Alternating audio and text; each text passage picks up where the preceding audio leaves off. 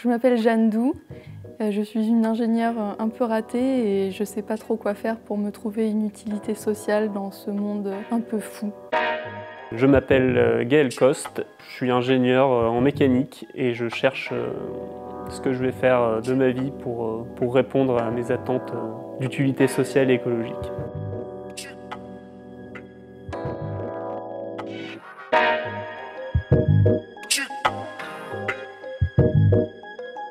J'ai eu une scolarité normale, j'étais assez bonne élève. J'étais douée en mathématiques, du coup on m'a un peu toujours poussée mathématiques, école d'ingénieur. Alors je savais pas trop ce que ça voulait dire, ingénieur. Mais on m'a dit « Oh t'inquiète, si tu fais ça, tu pourras faire ce que tu veux ». Et voilà, je me retrouve maintenant avec un diplôme d'ingénieur en mécanique.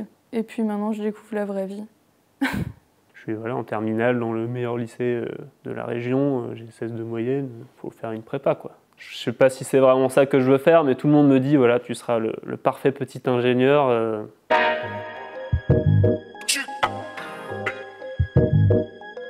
Ma formation d'ingénieur en mécanique, au final, je me rends compte qu'elle ne me correspond pas parce que j'arrive pas à lui trouver d'utilité sociale. Et quand je dis utilité sociale, je sous-entends utilité écologique parce que pour moi, c'est indécorrélable actuellement. On aura beau créer un monde égalitaire et tout ce qu'on veut, si on le détruit écologiquement, eh ben, il est où l'intérêt? On va tous mourir, quoi. En cours, on nous parlait rapidement du réchauffement climatique. J'ai envie que bien on arrête le chemin un peu destructeur, voire même de revenir à quelque chose de plus abondant, de plus beau. Et voilà, aujourd'hui, je pense plus aux petits-enfants, à une génération plus loin. Je me rends compte que c'est moi, quoi. C'est moi dans les prochaines années. L'enjeu, il est là, tout de suite.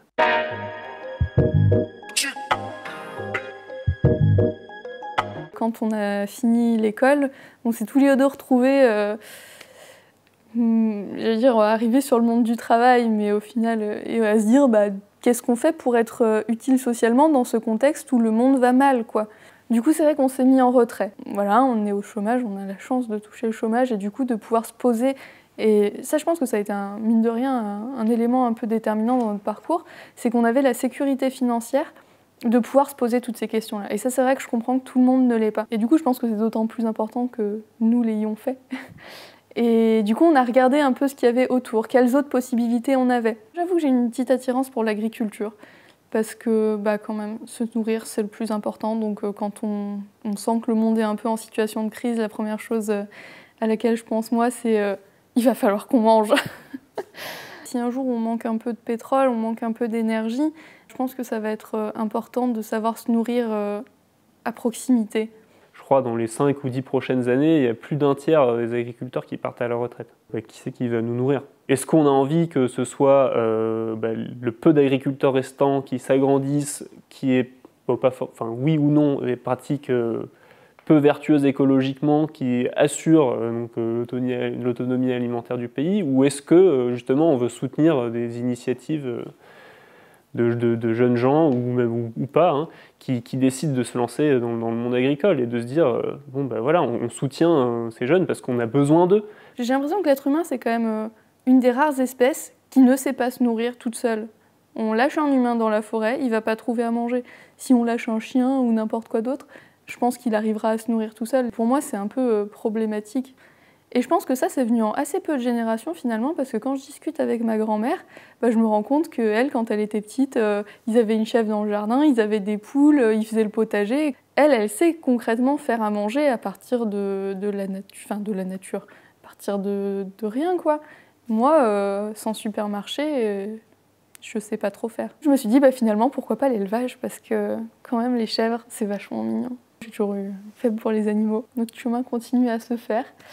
Après, on se rend compte aussi que si on monte une ferme, c'est bien, on a un petit impact local, mais qui reste limité. Il ne faut pas s'arrêter à juste sa petite survie et qu'il y a un gros enjeu à faire pour tout le monde. Et j'envisage peut-être plus ça à une échelle un peu plus grande, peut-être l'échelle d'une commune, d'un département, en termes de politique agricole. Je pense qu'il y a beaucoup à faire. C'est vrai que c'est compliqué l'insertion dans ce milieu. J'ai un projet autre que l'agriculture du coup maintenant, enfin dans le domaine agricole. Donc c'est la fabrication de machines et d'outils agricoles,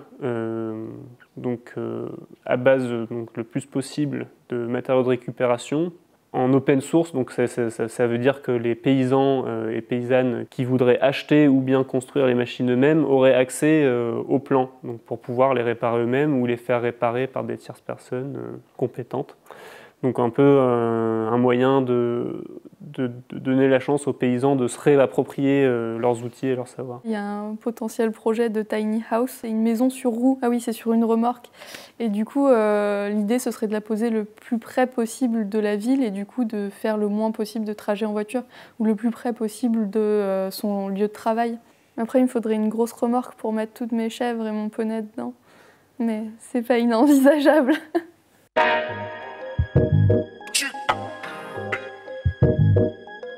De mes amis, je pense que je me suis beaucoup entourée des milieux dans lesquels il y a des gens qui pensent un peu comme moi. Du coup, moi je me sens même pas anormale par rapport à eux, je sens un regard très bienveillant, les gens ils sont motivés par nos projets et ça c'est cool. Dans mon travail, donc là où j'étais alternant pendant 3 ans, ils ressentaient que je n'étais pas vraiment épanoui.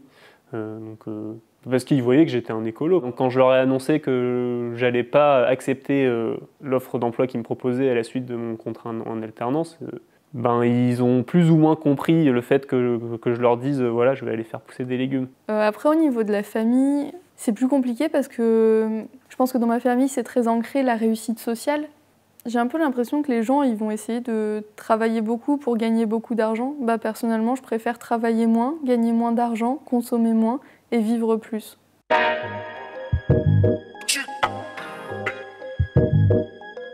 Quand on creuse un peu les questions d'écologie, on se rend compte qu'il n'y a rien de simple. Tout est à écrire, tout est à inventer. Faire des objets et les utiliser alors que on n'en aurait pas forcément besoin et surtout en termes d'écologie, on ferait mieux de moins s'en servir. On essaye des fois un peu gratuitement, je trouve, de remettre en question des arguments écologiques qui à la base sont bons. C'est super difficile de se faire un avis en fait, parce que dans les papiers scientifiques, on va lire une étude qui va aller dans une direction et dans l'autre, voilà, la réponse inverse presque. Mais quand même il faut dire, hein, en grattant vraiment et en essayant d'aller au fond d'une question, on arrive à se faire un peu un avis. C'est à la portée de presque tout le monde, hein. Il n'y a pas besoin d'être ingénieur. Ça demande beaucoup de curiosité, beaucoup d'énergie et beaucoup de temps. Et par-dessus tout, beaucoup d'esprit critique.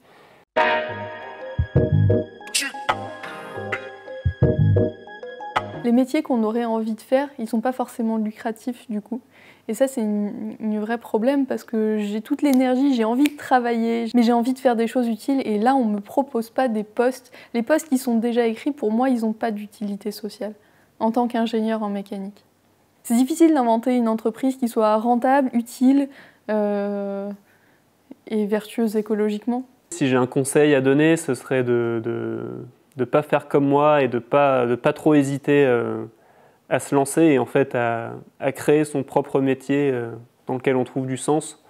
Donc de ne pas attendre l'offre d'emploi parfaite qui correspond à nos valeurs, parce que je pense qu'aujourd'hui c'est difficile, hein. Je ne dis pas qu'il n'y en a pas. Et donc voilà, je pense que l'entrepreneuriat, ça peut être une solution intéressante à ces problèmes.